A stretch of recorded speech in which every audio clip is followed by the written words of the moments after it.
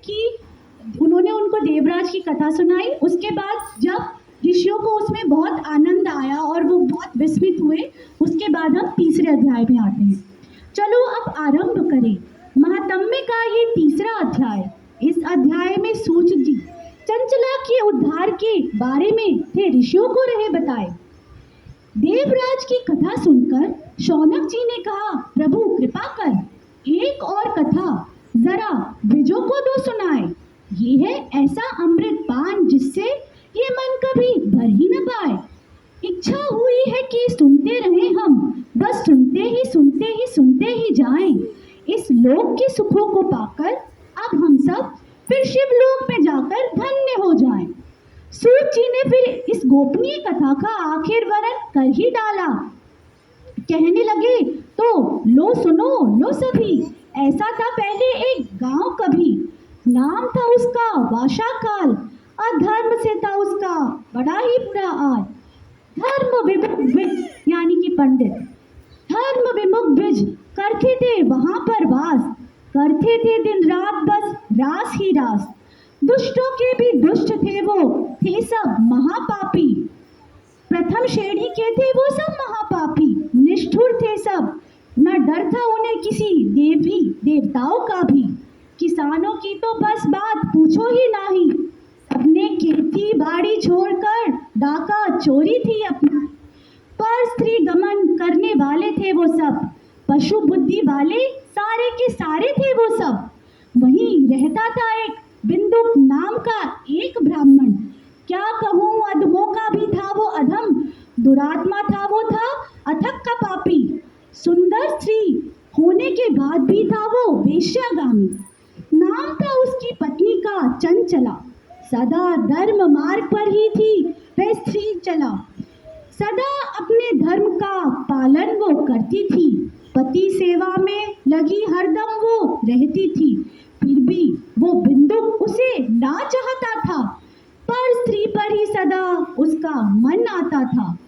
दीर्घ काल तक चंचला ने अपना धर्म निभाया, पर ज्यादा दिन उस चंचला का मन काम बाण सह न पाया। आखिरकार वो भी दुराचारिणी ही हो गई, अपना चरित्र भ्रष्ट करके कुमार्ग गामिनी हो गई। पर पुरुष के साथ छुप छुप कर रमण वो करने लगी, अपनी काम वासना का कुछ इस तरह भरण वो करने लगी। पर होनी को तो कुछ ऐसा होना था। एक दिन बिंदुक अपने घर कुछ जल्दी आया, तो पर पुरुष के साथ उसने अपनी पत्नी को पाया। उस बिंदुक का खून तो उबल उबल आया, पर वो व्यभिचारी पुरुष उसके हाथ ना आया, वो भाग गया। तब उस पापी ने अपना सारा बल चंचला पर अपनाया। वो अधर्मी बिंदु उसे ज्ञान सिखाने लगा, खुद अधर्मी हो उसे धर्म बतलाने लगा। तो फिर उस चंचला को भी बड़ा क्रोध था आया, उसने भी अपने पति को फिर आईना दिखाया। वह बोली, अरे बिंदु, तूने कौन सा धर्म मार्ग अपनाया? मुझ पति परायण को छोड़ तूने एक वेश्या से चित लगाया। क्या कभी सोचा कि मेरी क्या गति होती होगी? काम पीड़ित चंचला यौवन में कितना रोती होगी। तब उस बिंदु को चंचला का मर्म समझ में आया। फिर उसने एक अद्भुत ही उपाय उसे सुझाया। वो बोला, तू सत्य ही कहती है ओ चंचला, ऐसा कर तू पर पुरुष से खुलकर अपना मन बहला। पर सुन, उनसे तू सारा धन निचोड़ ले और वो धन आकर मेरे पास छोड़ दे। इससे हम दोनों का ही स्वार्थ सिद्ध हो जाएगा, दोनों का जीवन संतुष्ट होकर ऐसे ही निकल जाएगा। इस तरह फिर से वो दोनों हो गए दुराचार में लिप्त। अधर्मी कार्यों में ही उनका मन होने लगा तृप्त। कुछ समय उपरांत काल ने फिर अपना रूप दिखाया। अब उस अधर्मी बिंदु का था समय पूरा हो आया। मृत्यु ने था उसे आ घेरा, यमदूतों ने उसे नरक में जा फेंका। उन्होंने इस बिंदु को बहुत सताया, उसके किए पापों का फल उसे खूब चखाया। फिर अंत में उसको पिशाच बनाकर विंध्य पर्वत पर मार भगाया। सूत जी बोले, हे ऋषियों, अब मैं आपको धरती पर चंचला का हाल बताता हूँ। तो फिर सूत जी ने चंचला का हाल सुनाया। जिसने अपनी पति की मृत्यु का पूरा लाभ उठाया। कई वर्ष यूं ही बीते और चंचला का यौवन भी ढल आया, तो उसके पूर्ण जन्मों के पुण्यों ने अपना प्रताप दिखाया और संयोग बनाकर उसको गोकुल नामक स्थान पर पहुंचाया। और फिर अनायास ही उसकी किस्मत जागी, शिव कथा सुनने की बनी वो भागी। उस क्षेत्र में एक ब्राह्मण देवता शिव पुराण सुनाने आ रहे थे, पर पुरुषगामी स्त्रियों को मिलने वाले सारे पाप गिना रहे थे। उन्होंने बताया कि उन स्त्रियों को नरक में क्या क्या झेलना पड़ेगा, कैसे यमदूतों से फिर कोई ना उसकी रक्षा करेगा। यह सुनकर चंचला का सारा अतीत उसके सामने आ गया। अब तो वो डर के थर थर कांपने लगी, उसकी सांस न आए ऐसे जोर जोर से हाँफने लगी। तब फिर एकांत पाकर उसने ब्राह्मण देवता के पांव पकड़ लिए, एक एक करके अपने सारे पाप उनको गिना डाले। बोली, मुझ मंद बुद्धि से घोर पाप हुआ है, मैंने यौवन का मांद में ही जिया है। आपके प्रवचनों को सुनकर आज मैं नींद से जागी हूँ। अहो भाग्य मेरे, जो बनी मैं शिव पुराण सुनने की भागी हूँ। अब डर से मेरा शरीर थर थर कांप रहा है, जो जो वो आने वाले खतरों को भाप रहा है। डरती हूँ कि कैसे मैं यमदूतों की यातना सह पाऊंगी, कैसे मैं जलती कढ़ाई से खुद को बचाऊंगी। वो बोलने लगी, ब्राह्मण देवता, अब आप ही मेरा सहारा हो, आप ही बताएं मुझ पापी का क्या किनारा हो। अब आप ही मेरे गुरु हैं, कृपा कर इस दीन का उद्धार कीजिए, मुझ पापिन को इन यातनाओं से बचने का कुछ उपाय दीजिए। और इसी तरह अध्याय 3 समाप्त होता है। ओम नमः शिवाय की जय। श्रोता जी, इस अध्याय से हमें पता चलता है कि आपके पाप जिस तरह जोर मारते हैं, उस तरह आपके किए हुए पुण्य भी कभी वेस्ट नहीं जाते। जिस तरह चंचला ने अपना शुरू का जीवन पुण्य से गुजारा, तो कभी ना कभी उस पुण्यों ने उसको जोर मारा और तभी उसको शिव पुराण सुनने की कथा का सौभाग्य प्राप्त हुआ। ईश्वर ने उसको अवसर दिया कि अब भी तेरे पास समय है, तू अपना जीवन सुधार ले। और उसको नथिंग इज अ कोइंसिडेंस, उसको स्पेशली वो ही अध्याय सुनाया जो उसके जीवन से रिलेटेड था। 450 अध्यायों की शिव पुराण है, उसमें कोई भी अध्याय वो सुन सकती थी, लेकिन उस समय संयोग से ईश्वर ने, क्योंकि उसके पुण्यों का उसे फल देना था, वो ही अध्याय सुनाया जो उसके जीवन से रिलेटेड था। और उसमें उसका उपाय भी उसको सुझाया, क्योंकि ईश्वर बहुत दयालु है। जैसे आज उन्होंने हम पर दया की है कि वो हमें हमारे पापों को कैसे हम नष्ट करके मोक्ष और भोग को प्राप्त करें के रहस्य को जानने का सौभाग्य प्राप्त किया है। ऐसे ही कृपा ईश्वर हमें सदा हमारे ऊपर करते रहें और हम सदा ऐसे ही आपके नाम का जप करते रहें। मैं एक बात और बताना चाहूँगी अगले अध्याय को शुरू करने से पहले, कि जो शिव पुराण है, यहाँ पे कुछ शिव पुराण मैं लाई हूँ, जो भी शिव पुराण को पढ़ना चाहे वो इसे ले जा सकता है, दिस इज फॉर डिस्ट्रीब्यूशन।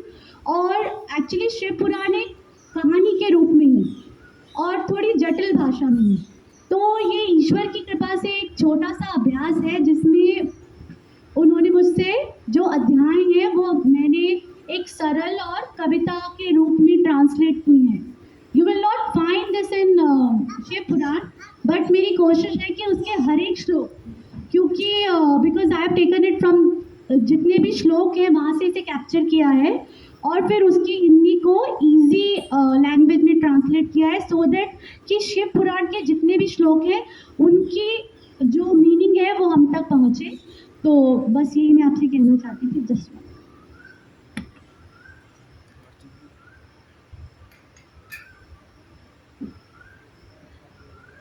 ओम नमः शिवाय। अब हम मातम्य खंड का चतुर्थ अध्याय स्टार्ट करेंगे। फिर ब्राह्मण देवता ने चंचला को अपने चरणों से उठाया, शिव पुराण को सुनना उसका अहो सौभाग्य बताया।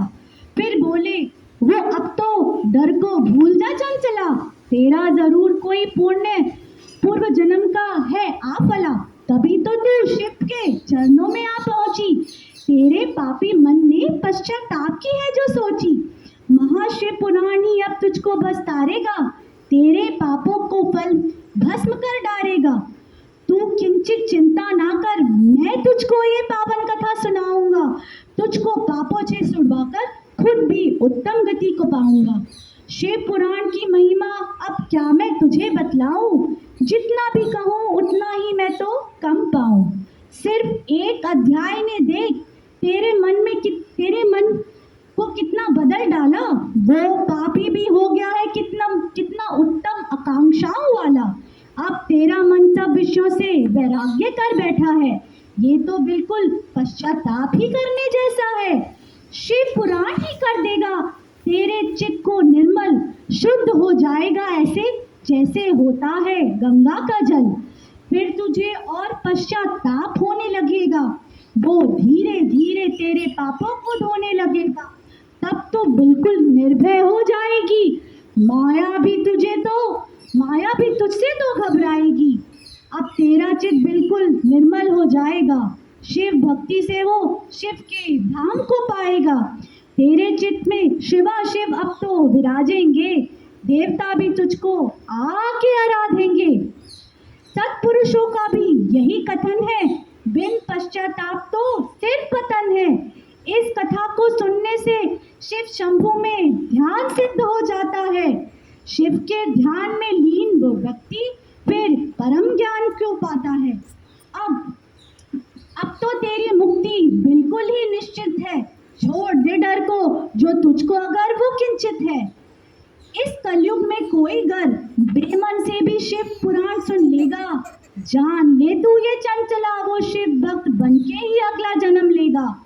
चंचला की प्रसन्नता का अब तो ना कोई ठोर ना कोई ठिकाना था, उसको कहाँ मालूम था कि उसके जीवन में भी यह शुभ दिन आना था।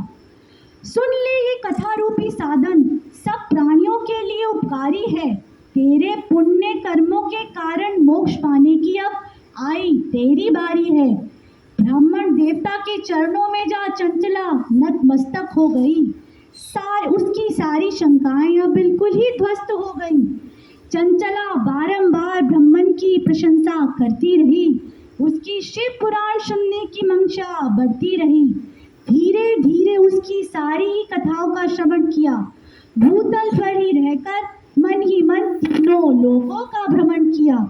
भगवान के अनुग्रह से उसके मन में शिव रूप का चिंतन होने लगा। शिव भक्ति में ही हरदम अब तो उस चंचला का मन था खोने लगा। गुरु के बताए नियमों को धारण फिर उसने था किया, संयमित वाणी अल्पाहार का पालन फिर सदा उसने था किया। ऐसे ही शंभु के उत्तम ध्यान में जीवन उसका गुजरने लगा। भक्ति ज्ञान में मग्न उसका मन हरदम शिवलोक में विचरने लगा। अंतकाल ने फिर उसके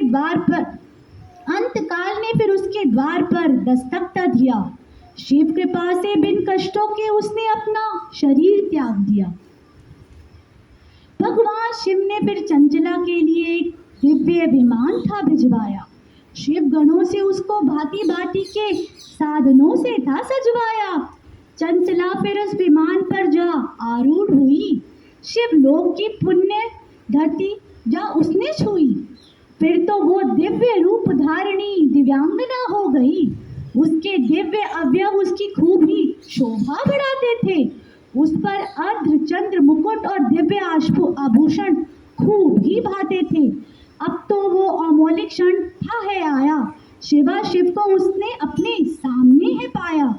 ब्रह्मा विष्णु आदि सब देवगण वहाँ विराजमान थे, कर रहे सब की सब वो शिव शंभु का गुणगान थे।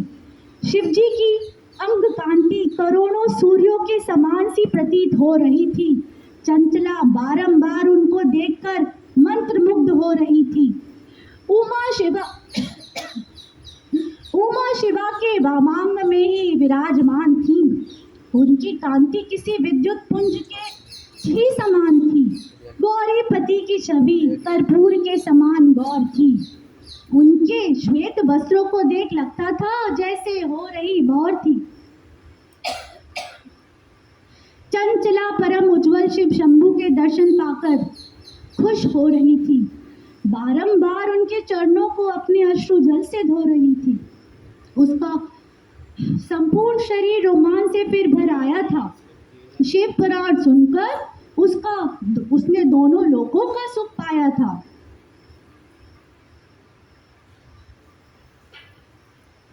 फिर भगवत भागवती ने उसे प्रेम पूर्वक अपने पास बुलाया। पार्वती जी ने उस चंचला को प्रीति पूर्वक अपनी सखी बनाया। वह चंचला फिर सनातन धाम में अविचल विचरने लगी। दिव्य सौम्य संपन्न हो अक्षय सुख का अनुभव करने लगी। इसी के साथ चतुर्थ अध्याय समाप्त होता है। श्रोता जी, हमने इस अध्याय में जाना कि सिर्फ एक अध्याय सुनने से भगवान ने चंचला को ज्ञान दिया, उसको मौका दिया कि वो अपना जीवन सुधारे, और उसने उस मौके का फायदा उठाया और पूरी की पूरी शिव पुराण सुनी, और शिव पुराण सुन के उसको मोक्ष की प्राप्ति हुई। जिस तरह से आप सब लोग कॉर्पोरेट में जानते होंगे कि जिस तरह से अगर किसी एक का कोई प्रोडक्ट होता है तो वो उसका कितना प्यारा होता है और वो उसके लिए कुछ भी करता है, वैसे ही शिव भगवान ने शिव पुराण का ज्ञान जो हमें दिया है उनके ऊपर उनकी स्पेशल ब्लेसिंग्स है, क्योंकि वो उनका प्रोडक्ट है ना, मतलब we have to understand it in a common language also. वो उन्होंने क्रिएट किया, वो उनसे रिलेटेड है, तो वो उसको थोड़ा एक्स्ट्रा एडवांटेज देंगे। तो अगर हमें मोक्ष चाहिए और मोक्ष की जो कहते हैं कि मोक्ष की जो अथॉरिटी है वो शिव जी के पास है, तो अगर हम उनके प्रोडक्ट को ज़्यादा वर्शिप करेंगे और उसके बारे में ज़्यादा थैंक यू करेंगे तो हमारे चांसेस ज़्यादा है उसको जल्दी पाने के। So race is always there, right. So आज कलयुग में हमें थोड़ा सा दिमाग लगा के भी मौका देता है भगवान कि भाई देखो हमें जो चाहिए, अगर किसी को नाम चाहिए तो वो पॉलिटिक्स की तरफ, जैसे हम डिसाइड करते हैं ना कि हमें पैसा चाहिए तो हम कहाँ जाते हैं, हमें क्या क्वालिटी है हम कहाँ जाते हैं। तो जो हमने चाहा कि भाई हमें मोक्ष चाहिए, फिर हमने देखा कि भाई मोक्ष तो शिव जी के पास है, और शिव पुराण उनकी फेवरेट है, उनमें सारा ज्ञान उन्होंने डाला है, तो फिर इसलिए हमने शिव पुराण को पकड़ लिया कि जो शिव पुराण में भगवान जी पूरा कॉन्सेंट्रेट करेंगे, अब आप अपनी कृपा हमें करिए। और इस पर शिव पुराण में ना एक बहुत ही इंटरेस्टिंग बात भी बताई है कि जैसे हमें अच्छा लगता है ना कि लोग हमें थैंक यू बोलें, आके हमारी तारीफ करें, आप पूरी शिव पुराण में देखेंगे भगवान ने ना हमें बनाया इसीलिए कि हम यहाँ से उसको थैंक यू करें कि भगवान जो तुमने हमें दिया उसके लिए बहुत बहुत थैंक यू, और हम उसकी तारीफ करें, वरना उसको कोई ज़रूरत नहीं थी। Actually fact of the matter is कि हम सबको ईश्वर ने अपनी एंटरटेनमेंट के लिए बनाया, अदरवाइज उसको कोई ज़रूरत नहीं है ना, मतलब why he gets into all this trouble कि वो सारी सृष्टि रचे। अब वो भगवान को भी तो अपना टाइम पास करना है, तो उसने हमें बनाया है और उसने हमें काम दिया है कि हम उनको जाएं, उनकी थैंक यू करें कि उसने जो भी हमें दिया है एक छोटी से छोटी चीज़ करें, और वो उन्होंने उसका बेनिफिट भी हमें देना है। जैसे हम थैंक यू करेंगे वो हमसे खुश हो जाएंगे और फिर वो हमें और बेनिफिट देंगे। लेकिन ये बात हमें समझ नहीं आती, छोटे बच्चे अपने पेरेंट्स से कैसे चीज़ निकालना है वो तो जानते हैं, लाड से प्यार से उनको थैंक यू कह के उनको थोड़ा इतरा के, लेकिन जब भगवान से चीज़ निकालने की बारी आती है ना तो सब भूल जाते हैं। उसका भी सिंपल सा रास्ता है, और मैं जो यहाँ कहती हूँ ना वो मेरे एक्सपीरियंस से कहती हूँ। I have seen people who are nothing. मैंने उनसे जाके पूछा, I was wondering my boss, मैंने उनसे जाके पूछा कि वो बहुत ही ऑर्डिनरी पर्सन है एंड ऑर्डिनरी फैमिली से, he is not into too much puja. तो एक दिन ऐसे ही मैंने उनसे कैजुअल कॉन्वर्सेशन की, मैंने कहा सर आप क्या करते हो, मतलब what you do extra, you are growing so great. बोलते मैं तो कुछ नहीं करता, बस मैं आता जाता हूँ ना तो मुझे जो भी मंदिर दिखता है मैं उसको थैंक यू कह देता हूँ, थैंक यू भगवान। मुझे जहाँ पर भी भगवान दिखता है मैं सिर्फ एक काम करता हूँ और thank you. And I can vouch, वो 1000 की सैलरी से 10 करोड़ की सैलरी पे पहुँचे हैं 10 ईयर से, सिर्फ इस थैंक यू का सहारा लेकर। There is nothing extraordinary. So अगर एक हमारे पास 2 रास्ते होते हैं, एक तो हम दूसरे के एक्सपीरियंस से सीख लें और एक पे खुद ठोकर खाएं और फिर सीख लें। तो मैंने तो उनके एक्सपीरियंस से सीख लिया। मैं तो भगवान जी को थैंक यू कहती हूँ और उनकी कृपा है कि उन्होंने ये मुझे क्षमता दी कि मैं इसको ट्रांसलेट कर पाई। और आप ना टीवी सीरियल भी देखिए, विष्णु जी को भी अगर शिव जी से काम है, नारद जी को शिव जी से काम है या उनको विष्णु से काम है, वो सबसे जाके पहले उनकी तारीफ करेंगे, उनके दो चार उनके क्वालिटीज बताएंगे और तब जाके वो अपना काम प्रेजेंट करते हैं, ताकि भगवान पहले खुश हो जाए और फिर वो आपको मना ही ना कर पाए।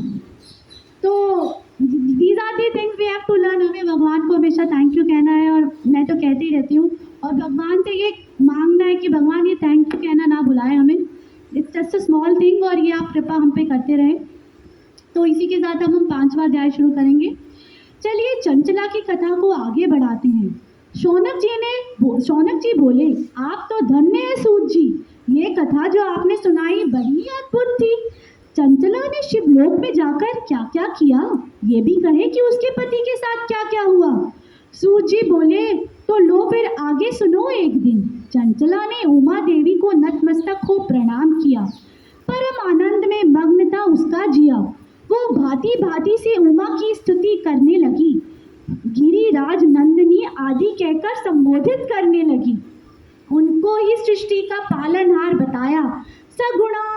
सगुणा ब्रह्म स्वरूपिणी आकर कहकर बुलाया। फिर अचानक ही जाने वो क्यों मौन हो गई, उसकी पलकें आंसुओं से नम हो गई। तब पार्वती ने उसे कहा, तेरी स्तुति से मैं अत्यंत प्रसन्न हूँ, जो भी तू मांगे मैं वो ही वर तुझे दूँ। तब चंचला ने हाथ जोड़कर प्रार्थना की, विनीत होकर फिर से ये याचना की, मैं तो यहाँ बड़ी ही उत्तम स्थिति में हूँ, पर मेरे पति की याद अचानक जाने क्यों आई मुझे, जाने क्यों मेरा मन विचलित हुआ जा रहा है, मेरे पति के बारे में जानना चाह रहा है। सती तो अंतर्यामी थी, दिव्य दृष्टि से सब जान लिया। फिर प्रेम पूर्वक चंचला को ये उत्तर दिया, बोली, तेरे पति बिंदु का अंतःकरण बड़ा ही दूषित था। उसके साथ यमदूतों ने वही किया जो उसके लिए उचित था। अनेक वर्षों तक उसने नरकों में दुख भोगा। अब तो पिशाच बनकर विंध्य पर्वत पे वो होगा। वह दुष्ट वही नाना प्रकार के कष्ट भोग रहा है। वायु के सेवन से ही अपना जीवन बिता रहा है। यह सब सुन चंचला अति दुखित हुई। आगे बोली, जब उसकी स्थिति थोड़ी स्थिर हुई, हे महेश्वरी, मुझ पर आप एक कृपा कीजिए, मुझे तो तारा, आप मेरे स्वामी को भी तार लीजिए। कृपा करके कोई ऐसा उपाय बताएं जिससे मेरा पति भी पाप मुक्त हो जाए। तब महादेवी ने चंचला को प्रसन्न होकर कहा, बिंदुक भी हो जाएगा मुक्त सुनकर शिव पुराण की कथा। फिर वो भी उत्तम गति का भागी हो सकता है, दुर्गति को त्याग वो भी जोगी हो सकता है। इन अमृत वचनों को सुनकर चंचला अत्यंत ही प्रसन्न हुई। शिव कथा के कारण ही तो उसकी मुक्ति संपन्न हुई। चंचला बोली, गौरी देवी, अब आप ही कोई उपाय बताएं, कैसे हम बिंदुक को शिव पुराण सुनाने की व्यवस्था करवाएं। तब बारंबार चंचला की प्रार्थना सुनकर देवी को आखिर आई दया उस पर। तब उन्होंने गंधर्वराज तुम्बुरु को बुलाया, उनको फिर सारा कथन था समझाया। तो बोली, श्री तुम्बुरु गंधर्वराज शिरोमणि, शिव कीर्ति गाने वाला आप जैसा और कोई नहीं। तुम मेरी सखी के साथ विंध्य पर्वत पर जाओ, इसके पिशाच पति को जाकर ये कथा सुनाओ। तब पार्वती जी ने उनको सारा वृतांत सुनाया, बिंदु के पापों और कष्टों से उनको अवगत कराया। वो बोली, गंधर्वराज, तुम यत्न पूर्वक शिव पुराण की कथा उसे सुनाओ। अगर जरूरी समझो तो कुछ और शिवगण को भी अपने संग ले जाओ। उत्तम शिव पुराण की कथा के श्रवण से बिंदु का हृदय शुद्ध हो जाएगा। अंततः वो भी चंचला की तरह पापों से मुक्त हो जाएगा। फिर तो तुम उस बिंदु को मेरे पास ले आना। मैं वचनबद्ध हूँ, मुझे उस चंचला को उससे है मिलवाना। उमा देवी के वचनों को सुनकर तुम्बरू मन ही मन मुस्कुराने लगा। उसने उत्तम भाग्य को बारंबार ही वह बहुत ही सराहने लगा। तत्पश्चात चंचला और तुम्बरू ने वहां से प्रस्थान किया। उन्होंने फिर कुछ शिव गुणों को भी अपने साथ लिया। विंध्य पर्वत पर जाकर उन्होंने उस पिशाच को पाया। अत्यंत ही भयंकर उस बिंदुक ने शरीर था पाया। बड़ी ही विचित्र थी उसकी तो काया। जाने यमराज जी ने क्या दिखाई थी क्या माया। कभी वो बिंदुक हंसता था और कभी वो रोता था। उछलता हो कभी यहाँ तो कभी वहाँ होता था। तब शिव गुणों ने मिलकर उस बिंदुक को बांध दिया। तुम्बरू फिर शिव कथा आरंभ करने का निर्णय लिया। मंडप आदि सजाए जा रहे थे। शिवगुण उत्सव मनाए जा रहे थे। चारों ओर कोलाहल था। बड़ा ही सुंदर वो पल था। देवताओं तक भी ये खबर थी पहुंची। ऋषियों ने भी विंध्य पर्वत आने की थी सोची। तब सबने उस अवसर का लाभ उठाना चाहा। सबने मिलकर जल्दी वहां जाना चाहा। उस पर्वत के तो भाग ही सुधर गए। देवता आदि जो मिलकर उधर गए। बिंदु के साथ साथ उनका भी उद्धार होने वाला था। जो शिव पुराण सुनने और सुनाने के लिए उन सबने ये अवसर निकाला था। तुम्बरू ने फिर बंदूक को बिठाकर कथा सुनाना आरंभ किया। साथ में वीणा बजाना भी प्रारंभ किया।